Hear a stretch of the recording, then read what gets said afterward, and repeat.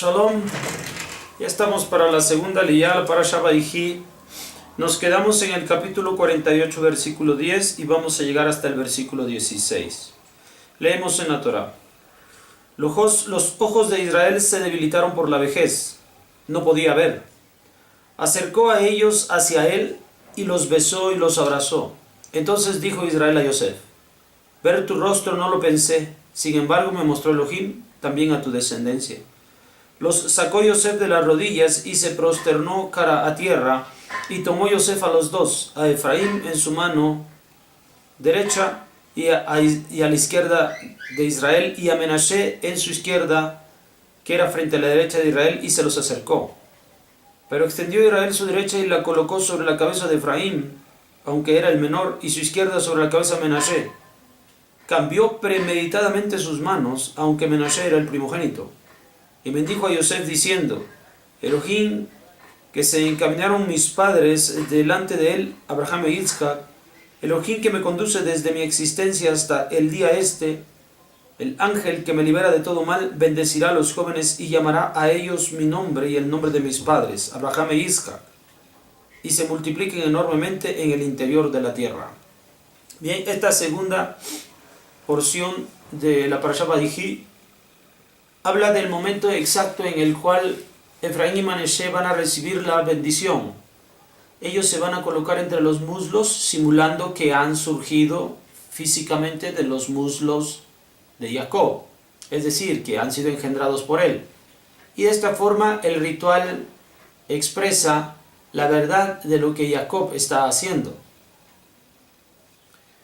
Aun cuando Yosef, conocedor de lo que tradicionalmente ocurre, ha de recibir la bendición con la mano derecha, Menashe, y lo coloca a la derecha de Jacob. Y el Efraín será bendecido con la mano izquierda, pues es después del primogénito. Así los coloca Yosef, así los hace venir delante de él. Pero Jacob premeditadamente hace cruzar sus manos. Este cruce va a hacer y poner de manifiesto lo que proféticamente está anunciando Jacob que sucederá con estos dos hombres, con estos dos muchachos, con Efraín y con Menashe. Por lo tanto, aquí en este momento solamente se ha de dar pues tal bendición. ¿Qué va a ocurrir aun cuando pudiera ser pues sorpresivo para Yosef? No debería ser tanto, pues exactamente eso ha ocurrido con él. Él es levantado como el primogénito cuando no le correspondería. Vamos a ver lo mismo con Jacob, vamos a ver el caso con Isaac. Esto ocurre muchas veces, aun cuando no deja de sorprenderse. Tradicionalmente, siempre el mayor, el primogénito, es el que va a obtener la bendición de parte de la mano derecha. Sin embargo, ya hemos visto que se rompen varias veces las costumbres para hablar de cada uno de los patriarcas. Sí, obviamente hay una razón por la cual las costumbres se rompen, y con esto nosotros aprendemos que efectivamente, cuando hay expectativas que superan a la tradición, nunca nos detiene la tradición o la costumbre para que nosotros podamos dejarla de lado sin ningún problema. Sí nos va a causar la sorpresa, sí siempre estamos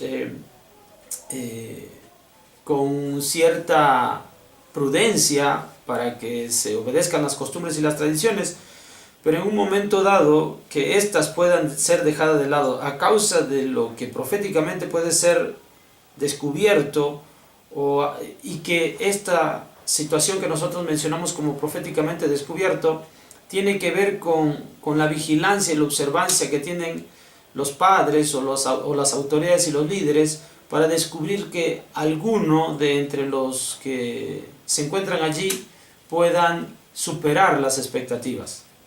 Así nosotros aprendemos efectivamente en esta segunda liyá esto mismo.